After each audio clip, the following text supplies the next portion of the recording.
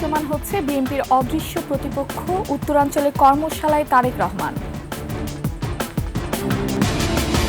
Doctor Mohammad ইউনূসের বিরুদ্ধে দুদকের মামলা বাতিল, আপিল বিভাগের রায়। টিউলিপকে দেশে ফিরিয়ে বিচারের মুখোমুখি করা জটিল বলছেন আইনবিদরা।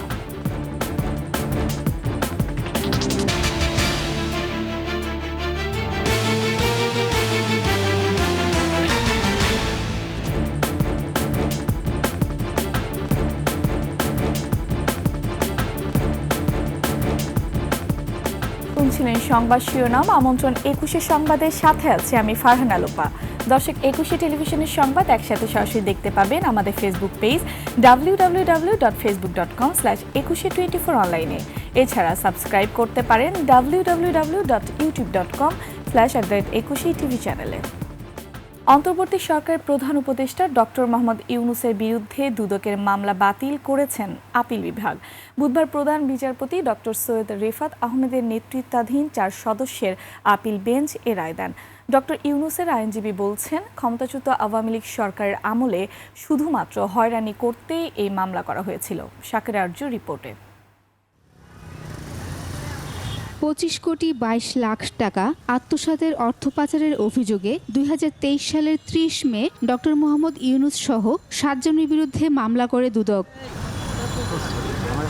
গেল বছরের ১২ জুন ওই মামলায় অধ্যাপক ইউনূস সহ ১৪ জনের নামে অভিযোগ গঠন করেন ঢাকার বিশেষ জজ আদালত ৪। পরে অভিযোগ গঠনের বৈধতা নিয়ে মামলার কার্যক্রম বাতিল চেয়ে ডক্টর ইউনূস সহ ৭ জনের করা আবেদন খারিজ করে দেন হাইকোর্ট। ৮ আগস্ট প্রধান উপদেষ্টা হওয়ার পরপরই মামলাটি প্রত্যাহার হলেও আইনগতভাবে সুরাহা করার সিদ্ধান্ত নেন ডক্টর ইউনূস। হাইকোর্টের রায়ের বিরুদ্ধে আপিলের শুনানি শেষে বুধবার সেই দুর্নীতির মামলা বাতিল করেন আপিল বিভাগ। এর জন্য কোনো মানি লন্ডারিং কেস বা 409 টাকা আত্মসাতের মামলা হবে না। এটা তো আত্মসাৎ না, দিয়েই দিচ্ছে, টাকাটা পুরাটাই দিয়ে দিচ্ছে। সেইখানে বেশি কি কম পেয়েছে, কে বেশি পেয়েছে কে কম পেয়েছে, এই সামান্য অংশ নিয়ে যে ডিসপুটটা ছিল সেটা সিভিল কোর্টে হবে, নট ক্রিমিনাল কোর্টে। ক্রিমিনাল লায়াবিলিটি এখানে থাকেই না। এইটাই হচ্ছে মেইন গ্রাউন্ড। দুদকের তড়িঘড়ি পদক্ষেপ সঠিক ছিল না বলেন আদালত। রাজনৈতিকভাবে হয়রানি করতেই এই মামলা করা হয়েছিল জানিয়েছে দুদক। কমিশন যখন দেখে, এটা পুঙ্খানুপুঙ্খরূপে দেখে, তখন দেখে এটা সেটেল হয়েছিল জন্য কোনো ক্রমে এটা ক্রিমিনাল মামলা চলবে না। ভুল হতে পারে, আগের কমিশন যখন এটা মামলাটা করেছিল তখন হয়তো সঠিক পরামর্শটা ছিল না, পরবর্তীতে সঠিকভাবে এসছে এবং এটা টোটাল বলা যায় যে আননেসেসারি হ্যারাসমেন্ট। ডক্টর মোহাম্মদ ইউনূসের বিরুদ্ধে আর একটি মামলা আপিল বিভাগে বিচারাধীন, সেটিও আইনগতভাবে মোকাবেলা করা হবে বলে জানান তার আইনজীবী। শাকের আরজু, ২১শে টেলিভিশন, ঢাকা। সাবেক প্রধানমন্ত্রী শেখ হাসিনার ভাগ্নি এবং যুক্তরাজ্যের লেবার পার্টির এমপি টিউলিপ রেজওয়ানা সিদ্দিককে দেশে ফিরিয়ে বিচারের মুখোমুখি করা বেশ জটিল বলে মনে করছেন আইনবিদরা। তবে তার অবর্তমানে বিচার চলতে আইনি কোনো বাধা নেই। আইনজ্ঞরা বলছেন, টিউলিপ সিদ্দিকের উচিত আইনজীবী নিয়ে দেশে এসে বিচারের মুখোমুখি হওয়া। টিউলিপকে দেশে ফেরানোর আইনি ও কূটনৈতিক প্রক্রিয়ার বিষয়ে বিস্তারিত দেখুন শাকের আরজু রিপোর্টে। সম্প্রতি আলোচনার কেন্দ্রবিন্দুতে সাবেক প্রধানমন্ত্রী শেখ হাসিনার ভাগ্নি এবং যুক্তরাজ্যের লেবার পার্টির সংসদ সদস্য টিউলিপ রেজওয়ানা সিদ্দিক। পট পরিবর্তনের পরপরই পূর্বাঞ্চলে প্লট জালিয়াতি, গুলশানের ফ্ল্যাট জালিয়াতি, রূপপুর পারমাণবিক বিদ্যুৎ কেন্দ্র নির্মাণের নামে প্রায় ৫৯,০০০ কোটি টাকা আত্মসাতের অভিযোগ অনুসন্ধান করে দুদক, যা আমলে নিয়ে পরোয়ানাও জারি করা হয়। The entire time they've done trial by media. My lawyers proactively wrote to the Bangladeshi authorities. They never responded. এই পরিস্থিতিতে গতকাল দুদক কমিশনার বলেন, টিউলিপ সহ দুদকের পরোয়ানাভুক্ত আসামিদের ফেরাতে বিভিন্ন প্রক্রিয়া চালাচ্ছে দুদক। তাকে আমরা এখানে বিদেশি নাগরিক হিসেবে আমরা কনসিডার করি। নির্বাচন কমিশনের তথ্য অনুযায়ী ব্রিটিশ নাগরিক টিউলিপ সিদ্দিক বাংলাদেশেরও নাগরিক। কারো দ্বৈত নাগরিকত্ব থাকলে কোন প্রক্রিয়ায় হবে বিচার, আর দেশে ফেরানো সম্ভব কিভাবে, প্রশ্ন ছিল আইনবিদদের কাছে। টিউলিপ সে তো ইউকে নাগরিক, সে তো এখানে সংসদ সদস্য, তো সেই জন্য আমি বলছি তাকে ফেরত আনা অত্যন্ত কষ্টকর। বাংলাদেশে তার এনআইডি আছে, বাংলাদেশে তার প্রপার্টি রয়েছে এবং বাংলাদেশে তার ট্যাক্স সার্টিফিকেট রয়েছে। তার অ্যাবসেন্সে একজন পলাতক আসামির বিরুদ্ধে যেভাবে বিচার হয় সেভাবে বিচার হইয়া তাকে শাস্তি দিতে হবে। আইনবিদরা বলছেন, দেশীয় আদালতের গ্রেফতারি পরোয়ানা জারি করার পর বিদেশে থাকা আসামিদের ক্ষেত্রে ইন্টারপোলের মাধ্যমে গ্রেফতারি পরোয়ানা জারি করতে হয়, যেটি আন্তর্জাতিকভাবে জানিয়ে রাখা যে এই ব্যক্তির বিরুদ্ধে মামলা আছে। আমাদের দেশ থেকে যদি কোনো কিছু যায়, ইংল্যান্ডও সেই ব্যাপারে খতিয়ে দেখবে। কারণ কিছুদিন আগে ইউরোপিয়ান ইউনিয়ন সহ ইংল্যান্ড আমেরিকা মিলে দুর্নীতি প্রতিরোধে, বিশেষ করে ফাইন্যান্সিয়াল দুর্নীতি প্রতিরোধে তারা তাদের টাস্কফোর্স পাঠিয়েছে, দুদকের সাথে কথা বলেছে। যদি এই ধরনের একটা ট্রিটি করা যায় ট্রিটির মাধ্যমে, তাহলে অতি সহজ হবে আনাটা। কূটনৈতিকভাবে ফেরানোর চেষ্টা করা যেতে পারে। আছে যুক্তরাজ্যের সাথে অবৈধ অভিবাসীদের ফেরানোর চুক্তিও। একমাত্র উপায় হলো কূটনৈতিকভাবে ফেরত আনা। ইন্টারপোলের মাধ্যমে যে নোটিশ টোটিস এগুলো কিছুই না, এটা একটা ইনফরমেশন যে এই দেশের একজন অপরাধী যে যার এখানে বিচার চলছে সে তোমার দেশে আছে, এই একটা ইনফরমেশন। ইন্টারপোলের মাধ্যমে কাউকে ফেরত আনা যায় না। তবে টিউলিপ সিদ্দিকের বিরুদ্ধে দুর্নীতির অভিযোগ পরোয়ানা জারি বিশ্বে একটা দুর্নীতি বিরোধী শক্ত বার্তা বহন করে বলে মত আইনজ্ঞদের। শাকেরা আরজু, একুশে টেলিভিশন, ঢাকা। মেহের আফরোজ শাওন বিতর্কিত কর্মকাণ্ডের জন্য সমালোচিত সর্বমহলে। বিনোদন পাড়া থেকে শুরু করে ব্যক্তি জীবন বিতর্কে জড়িয়েছেন সবখানে। আওয়ামী লীগ আমলে সুবিধা নিয়ে 5 আগস্টের পর ফ্যাসিস্টের পক্ষ নিয়ে সামাজিক মাধ্যমে তৈরি করেছেন একের পর এক বিতর্ক। অবশেষে পরিবারের মামলায় গ্রেফতারের পথে এই অভিনেত্রী। মাহতাব মিনহাজ জানাচ্ছেন আরও বিস্তারিত। বিনোদন জগতের আলোচিত সমালোচিত নাম মেহের আফরোজ শাওন। একটা সময় অভিনয়ে নিয়মিত থাকলেও স্বামী, কথাসাহিত্যিক ও নির্মাতা হুমায়ুন আহমেদের মৃত্যুর পর সেভাবে আর অভিনয়ে দেখা যায়নি তাকে। অভিনয়ে নিয়মিত না থাকলেও সমাজ মাধ্যমে তার সরব উপস্থিতি। 5 আগস্ট শেখ হাসিনার পতনের পর থেকে বিভিন্ন সময় সরকার বিরোধী কর্মকাণ্ডে উস্কানি দিয়ে যাচ্ছেন আওয়ামী সুবিধাভোগী এই অভিনেত্রী। বিশেষ করে জুলাই মাসের গণঅভ্যুত্থানে অংশ নেওয়া শিক্ষার্থীদের বিরুদ্ধে তার করা একাধিক পোস্ট ব্যাপক বিতর্কের সৃষ্টি করে। তবে এবার পারিবারিক বিরোধের জেরে মামলা হয় শাওনের বিরুদ্ধে। তার দ্বিতীয় মা নিশি ইসলাম নির্যাতনের অভিযোগ এনে এ মামলা করেন। মামলায় শাওনের সঙ্গে ভাতের হোটেলের মালিক খ্যাত সাবেক ডিবি প্রধান হারুনুর রশিদ সহ 12 জনকে আসামি করা হয়। আমরা চাই, সকলেই চাই যে একটা শাস্তি হোক, কারণ শাওন আমাদের অনেক মামলা অনেক প্রভাব বিস্তার করেছে এবং আমাদেরকে অনেক হুমকি ধামকি মারধর সবকিছু করেছে। তো এই মতো অবস্থায় আমরা কোর্টের প্রতি সন্তুষ্ট, আইনের প্রতি সন্তুষ্ট। নিশি ইসলামের বক্তব্য শুনে মাননীয় আদালত সন্তুষ্ট হয়ে তাদেরকে ওয়ারেন্ট ইস্যু করেন এবং বাকি 2 জনকে কন্ডিশনাল বেল দেন। শাওন তার উদ্ভট কর্মকাণ্ডের জন্য যতটা না আলোচিত তার চেয়ে বেশি সমালোচিত সব মহলে। মাহতাব মিনহাজ, 21 টেলিভিশন, ঢাকা। খুলনা প্রকৌশল ও প্রযুক্তি বিশ্ববিদ্যালয় কুয়েটে 37 জন শিক্ষার্থীর সাময়িক বহিষ্কারাদেশ প্রত্যাহার করেছে সিন্ডিকেট। এছাড়া খুলে দেওয়া হয়েছে 7 হল। এছাড়া শিক্ষা উপদেষ্টার সঙ্গে আলোচনার পরও অনশরে অনড় কুয়েট শিক্ষার্থীরা। ভিসিকা অপসারণ না করা পর্যন্ত আন্দোলন চালিয়ে যাওয়ার ঘোষণা তাদের। এদিকে অনশনে অসুস্থ 6 শিক্ষার্থীর 4 জনকে ভর্তি করা হয়েছে হাসপাতালে। কুয়েট শিক্ষার্থীদের সাথে একাত্মতা প্রকাশ করেছে বিভিন্ন বিশ্ববিদ্যালয়ের শিক্ষার্থীরাও।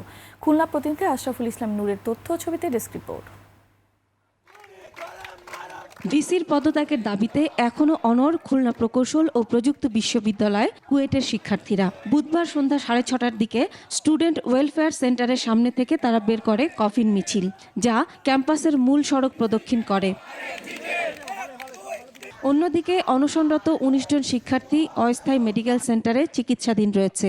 অন্যদের হাসপাতালে ভর্তি করা হয়েছে।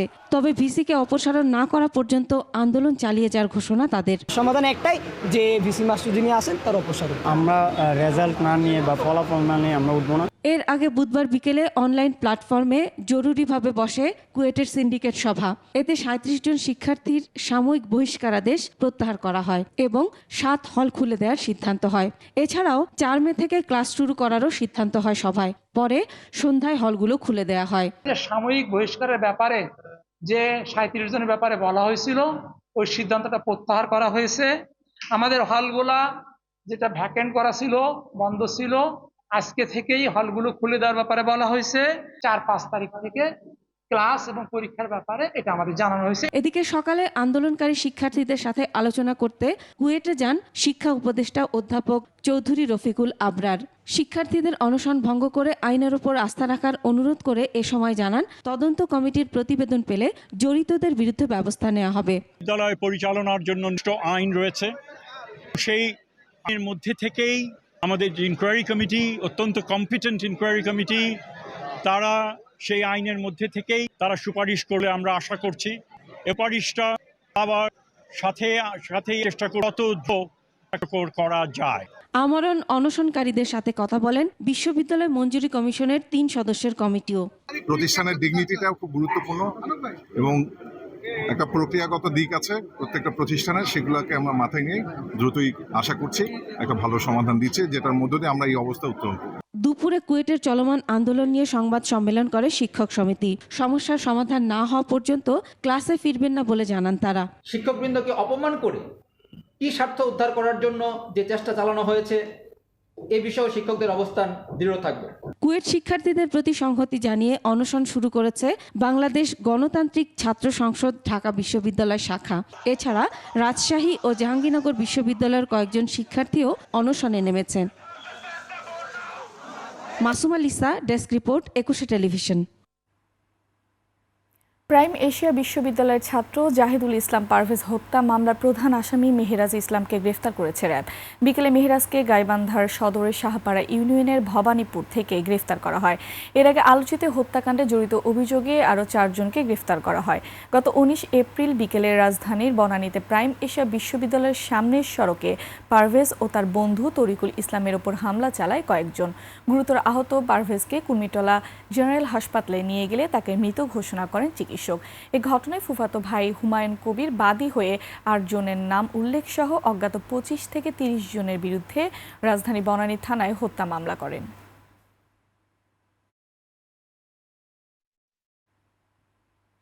অদৃশ্য প্রতিপক্ষ ধীরে ধীরে দৃশ্যমান হচ্ছে। তারাই বিএনপির বিরুদ্ধে মিথ্যা অপপ্রচার চালাচ্ছে বলে মন্তব্য করেছেন বিএনপির ভারপ্রাপ্ত চেয়ারম্যান তারেক রহমান। বলেছেন 31 দফা বাস্তবায়নই হবে সব জুলুম নির্যাতনের প্রতিশোধ। আর দলটির সিনিয়র নেতারা বলছেন বিএনপি সংস্কার চায় না, এমন প্রচারণা চালিয়ে জল ঘোলা করার কোনো সুযোগ নেই। বিস্তারিত মাহিলা ইসলামের রিপোর্টে। বুধবার রংপুর, নীলফামারী ও সৈয়দপুরের তৃণমূল নেতাদের সঙ্গে রাষ্ট্র কাঠামো মেরামতের 31 দফা ও জনসম্পৃক্তি প্রশিক্ষণ কর্মশালায় প্রধান অতিথি হিসেবে ভার্চুয়ালি যোগ দেন বিএনপির ভারপ্রাপ্ত চেয়ারম্যান তারেক রহমান। আপনার বিরুদ্ধে যে অত্যাচার নির্যাতন হচ্ছে আপনার পরিবার। এ সময় তিনি বলেন, জুলুম করে জুলুমকারীদের অন্যায়ের প্রতিশোধ নিতে চায় না বিএনপি। 31 দফা বাস্তবায়নই হবে সব জুলুম নির্যাতনের প্রতিশোধ। দেশের জন্য, দেশের স্বার্থে আমরা যা করতে চাই এটি যত বেশি সংখ্যক আমরা মানুষের কাছে নিয়ে যেতে পারবো, মানুষের সমর্থন অর্জন করতে পারবো, আমরা আমাদের সেই দৃশ্য বলেন, অদৃশ্য বলেন বা দৃশ্যমান প্রতিপক্ষকে আমরা তত শক্ত, তত জোরালোভাবে আমরা তাদেরকে মোকাবেলা করতে পারবো। তারেক রহমান জানান, ক্ষমতায় গেলে শিক্ষিত বেকারদের জন্য ভাতা প্রদানের উদ্যোগ নেবে বিএনপি। এছাড়া কৃষকদের জন্য আলাদা ব্যবস্থা করা হবে। বাংলাদেশ জাতীয়তাবাদী দল বিএনপি এর প্রতিষ্ঠাতা শহীদ রাষ্ট্রপতি জিয়াউর রহমান, এর নেত্রী দেশনেত্রী বেগম খালেদা জিয়া শিক্ষার সমস্যার সমাধান করা যায়, স্বাস্থ্যের সমস্যার সমাধান করা যায়, জাতীয়তার সমস্যার সমাধান করা যায়, নিরাপত্তার সমস্যার সমাধান করা যায়, কিভাবে কৃষির উৎপাদন বাড়ানো যায়, এইসব ব্যাপারে তারা জোর দিয়েছেন। এদিকে গুলশানে বিএনপি চেয়ারপারসনের কার্যালয়ে বিএনপির সাথে ন্যাশনাল ডেমোক্রেটিক মুভমেন্ট এনডিএম ও গণফোরামের লিয়াজো কমিটির বৈঠকে অংশ নেন দলের স্থায়ী কমিটির সদস্য আমির খসরু মাহমুদ চৌধুরী। বৈঠক শেষে সমমনা দলগুলোর নেতারা সর্বোচ্চ 31 দিনের মধ্যে সংস্কারের চার্টার তৈরি করে ডিসেম্বরের আগেই নির্বাচনের ব্যবস্থা করার দাবি জানান। কোথায় ঐক্যমত হয়ে গেছে ইতিমধ্যে সেটা জাতির সামনে তুলে ধরলেই বিষয়টা পরিষ্কার হয়ে যায়।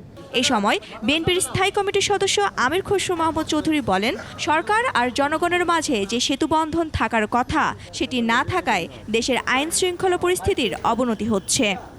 এর আগে সকালে জাতীয় প্রেস ক্লাবে গণতন্ত্র ফোরামে আয়োজিত আলোচনা সভায় যোগ দিয়ে বিএনপির স্থায়ী কমিটির সদস্য মির্জা আব্বাস বলেন, নির্বাচনের বিকল্প একমাত্র নির্বাচনই হতে পারে।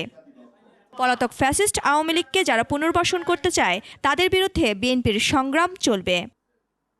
মাহিলা ইসলাম, 21 টেলিভিশন, ঢাকা। দর্শক, শেষ করছে 21 সংবাদ। যাবার আগে সংবাদ শিরোনামগুলো আরও একবার। দৃশ্যমান হচ্ছে বিএনপির অদৃশ্য প্রতিপক্ষ, উত্তরাঞ্চলের কর্মশালায় তারেক রহমান। ডক্টর মোহাম্মদ ইউনূসের বিরুদ্ধে দুদকের মামলা বাতিল, আপিল বিভাগের রায়। টিউলিপকে দেশে ফিরিয়ে বিচারের মুখোমুখি করা জটিল, বলছেন আইনবিদরা।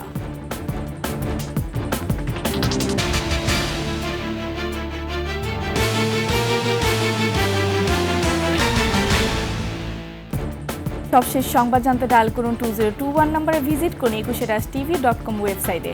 ফেসবুকে ভিজিট করতে পারেন www.facebook.com/2124 অনলাইনে। এছাড়া সাবস্ক্রাইব করতে পারেন www.youtube.com/21etv চ্যানেলে। এতক্ষণ সঙ্গে থাকার জন্য ধন্যবাদ। পরবর্তী সংবাদ রাত 11টায় দেখার আমন্ত্রণ রইলে 21-এর সাথেই থাকুন।